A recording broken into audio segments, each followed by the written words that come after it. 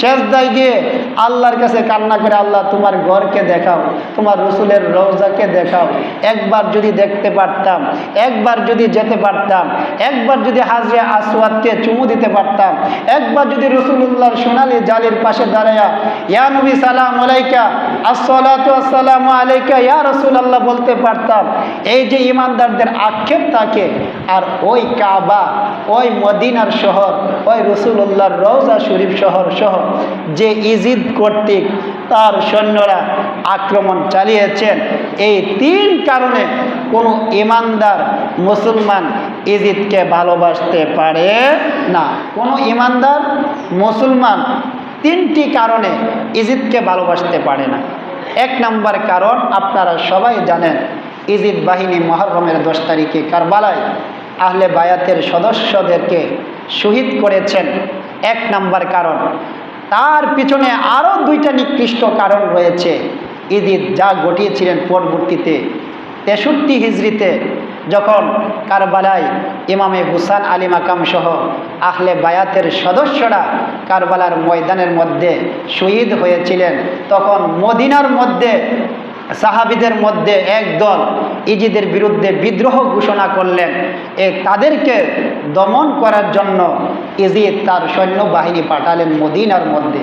এই ইজিদ বাহিনী এসে মদিনার মধ্যে আক্রমণ চালালেন, তাণ্ডব চালালেন। 3 দিন আল্লাহর হাবিব সাল্লাল্লাহু আলাইহি ওয়াসাল্লামের মসজিদুল নববীর মধ্যে কোনো আজান নাই, কোনো ইকামত নাই, কোনো নামাজ নাই।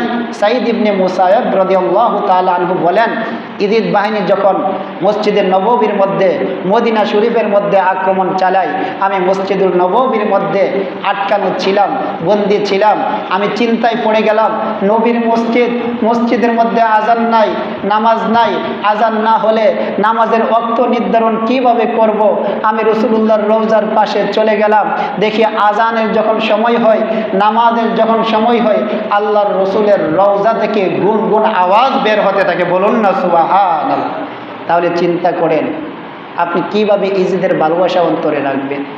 যে ইজিদ রসুলুল্লাহর শহর মদিনায় আক্রমণ চালালেন, যে ইজিদ কর্তৃক তার সেনাবাহিনী দ্বারা রসুলুল্লাহর মসজিদের নববীর মধ্যে 3 দিন আজান নামাজ বন্ধ রাখলেন। শুধু তাই নয়, মসজিদের নববীর পায়ার মধ্যে ইজিদ বাহিনীর ঘোড়াগুলো, উটগুলো বাঁধলেন। তারা যে এই উট, ঘোড়া, যে প্রস্রাব, মল মূত্র, এগুলা আল্লাহর রসুলের মিম্বর, যে মিম্বরে দাঁড়িয়ে রসুল বক্তব্য দিতেন, যে মিম্বরে দাঁড়িয়ে রসুল খুতবা দিতেন, এই খুতবা দেওয়া, বক্তব্য দেওয়া মিম্বরটা পর্যন্ত ইজিদ বাহিনীর উট, ঘোড়ার মল মূত্র দিয়ে নোংরা হয়েছে। শুধু তাই নয়, তারা মদিনায় আক্রমণ করেন। 3 দিন মদিনার পবিত্র মহিলাদেরকে তারা হালাল করে নিয়েছেন। কত মা বোনদেরকে তারা ইজ্জতখানি করেছেন। শুধু তাই নয়, 10,000 তাবিদেরকে তারা হত্যা করেছেন। ওই সময় উল্লেখযোগ্য যত সাহাবী ছিল সকল সাহাবীদেরকে হত্যা করেছেন। এতটুকু করে তারা সীমাবদ্ধ নয়। 3 নম্বর কারণ হচ্ছে তারা মদিনা আক্রমণ করে তারা চলে যায় মক্কায় কাবা আক্রমণ করার জন্য। খানায়ে কাবার পাশে জাবালে আবু কুবাইস নামক একটা পাহাড়, এই পাহাড় থেকে তারা খানায়ে কাবার দিকে পাথর নিক্ষেপ করে। এই পাথর এসে খানায়ে কাবার দেওয়ালে পড়ে, এই পাথর এসে খানায়ে কাবা ছাদের মধ্যে পড়ে। এক পর্যায়ে খানায়ে কাবা প্রায় ধ্বংস হয়ে গিয়েছে, ভেঙে গিয়েছে। এবং তারা আরও কি করলেন, তীরের আগায় আগুন লাগিয়ে জাবালে আবু কুবাইস থেকে খানা কাবার দিকে যখন আগুন নিক্ষেপ করলেন, কাবা শরীফের যে আবৃত চাদর আমরা দেখি, এ চাদরটা পর্যন্ত পুড়ে গিয়েছিল। এইভাবে খানায়ে কাবা ধ্বংস করেছিলেন।